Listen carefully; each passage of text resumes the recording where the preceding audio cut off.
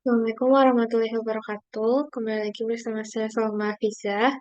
Di sini saya akan melakukan proses transaksi procure to pay dari lanjutan dari proses pengimportan 10 master data yang telah dilakukan.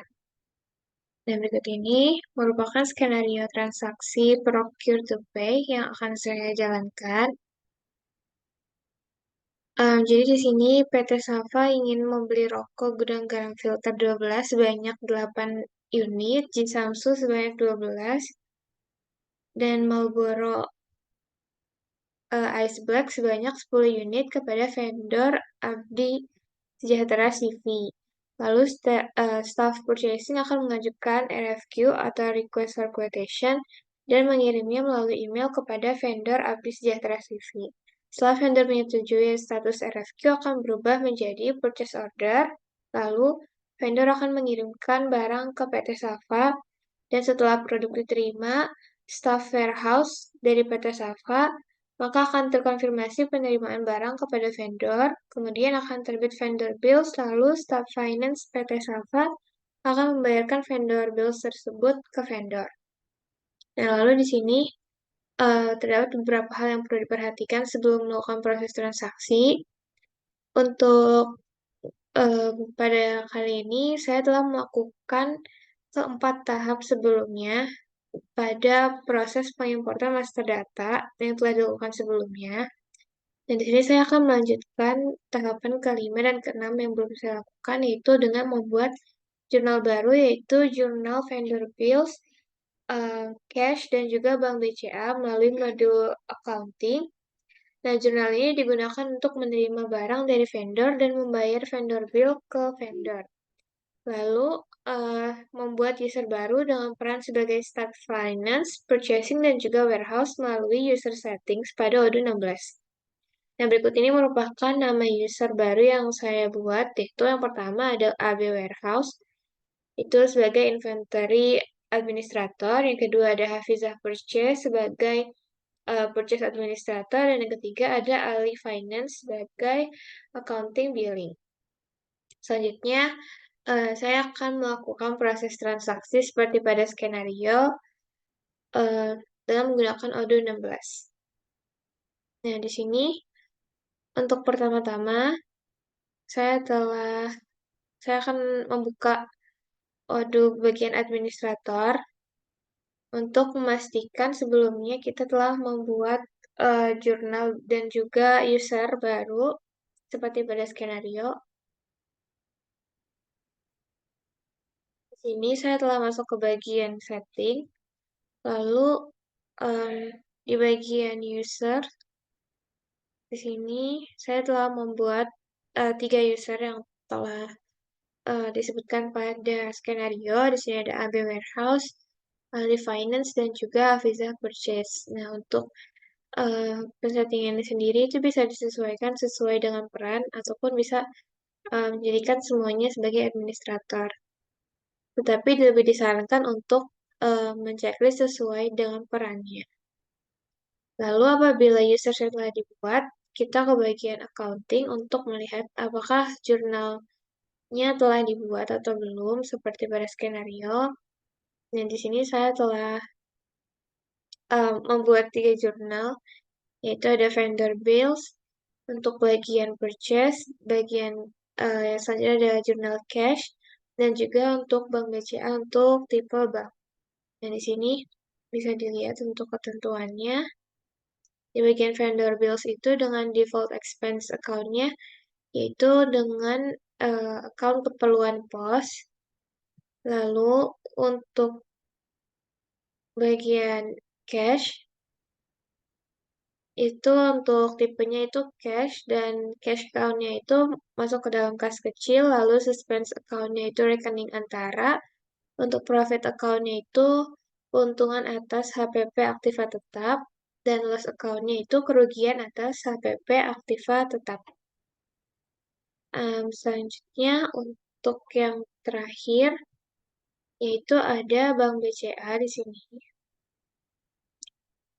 Dengan settingnya itu tipenya bank account-nya itu BCA, suspense account-nya rekening antara, profit account-nya keuntungan atas HPP aktiva tetap, loss account-nya kerugian atas HPP aktiva tetap, lalu dengan di checklistnya dedicate payment sequence, dan juga untuk bank account number-nya seperti yang tertera pada O16. Nah, apabila semua jurnalnya telah dibuat, maka selanjutnya dapat dilakukan proses transaksi. Untuk em, untuk transaksi yang akan dilakukan, seperti pada skenario, itu akan membeli gudang garam sebanyak 8, Jisamsu sebanyak 12, dan juga Marlboro Ice Black sebanyak 10. Nah, di sini kita bisa langsung masuk ke bagian akun Hafizah Purchase untuk melakukan proses transaksi pembuatan RFQ. Di sini saya telah masuk ke dalam akun Hafizah Purchase. Lalu kita ke bagian modul Purchase. Dari sini kita bisa tambah RFQ-nya. Nah, untuk vendornya itu sesuai dengan skenario vendor Abdi Sejahtera CV.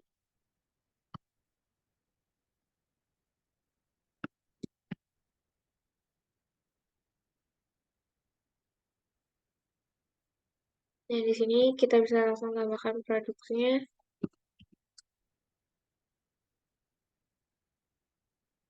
Gudang garam filter itu sebanyak 8. Lalu untuk yang kedua yaitu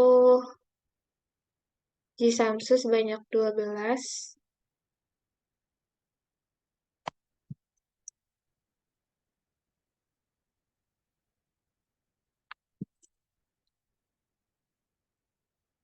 Dan yang terakhir itu Marlboro Ice Black.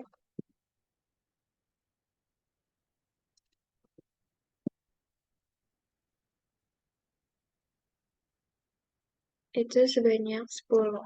Nih.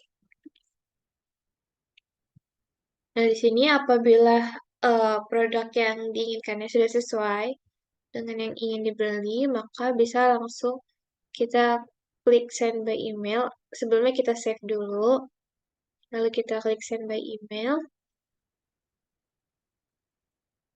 untuk mengirimkan RFQ kepada pihak terkait selanjutnya.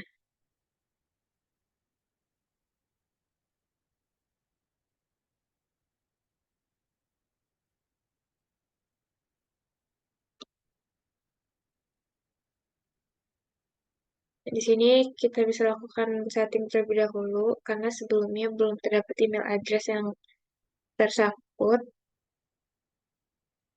Di sini saya telah memasukkan email untuk pengiriman, lalu saya akan mengulangi proses send by email atau pengiriman RFQ melalui email.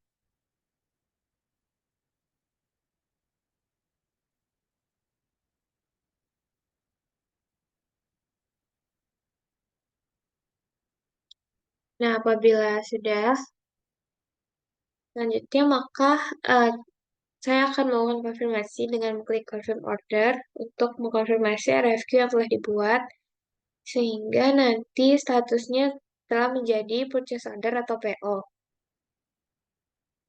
Saya telah masuk ke bagian akun AB Warehouse di sini. Lalu kita akan membuka modul inventory untuk melihat purchase order yang telah masuk sebelumnya. Di sini di bagian receipts yang masih uh, dalam proses menunggu. Lalu tadi seperti yang telah dibuat PO-nya itu nomor referensinya nomor 2. Dan di sini maka kita bisa buka. Nah, apabila sudah, kita bisa lakukan set quantities untuk memastikan bahwa barang telah diterima oleh pihak warehouse. Lalu kita bisa lakukan validate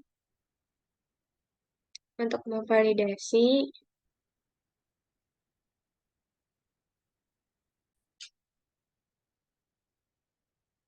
Nah, di sini bagian warehouse sendiri telah melakukan validasi. Sebelumnya karena terdapat kesalahan, jadi Di sini saya coba untuk melakukan validasi dan menggunakan administrator.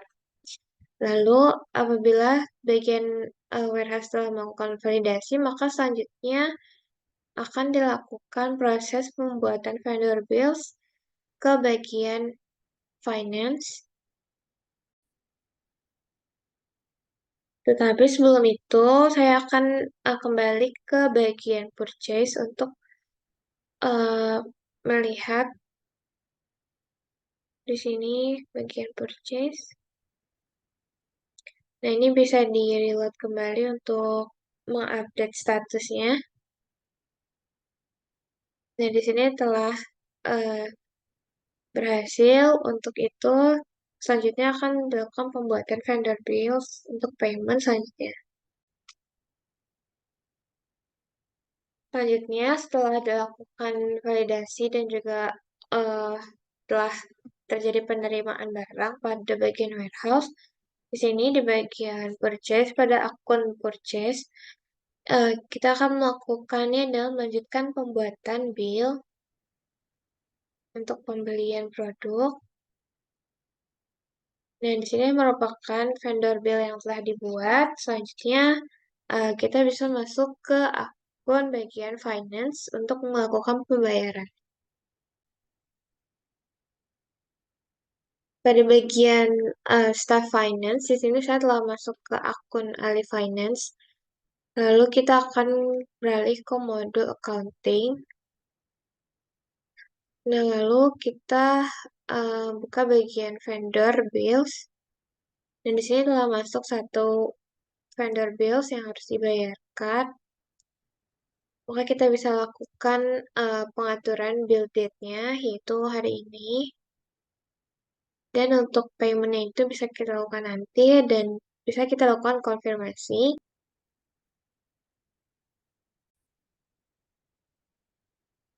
Jadi kita akan melakukan register payment dengan jurnalnya itu Bank BCA, dengan payment metode itu manual, lalu kita akan melakukan pembayaran.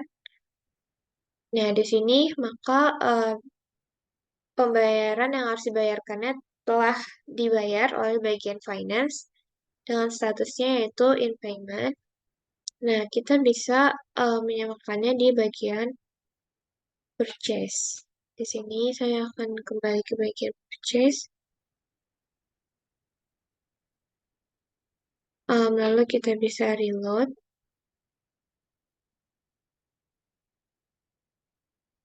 Nah, di sini maka statusnya juga telah berubah menjadi in payment. Jadi bisa dibandingkan pada bagian purchase dan juga pada bagian finance, maka telah sinkron untuk telah dilakukan pembayaran kepada pihak vendor, maka transaksi dapat dinyatakan telah dapat dilakukan dengan baik.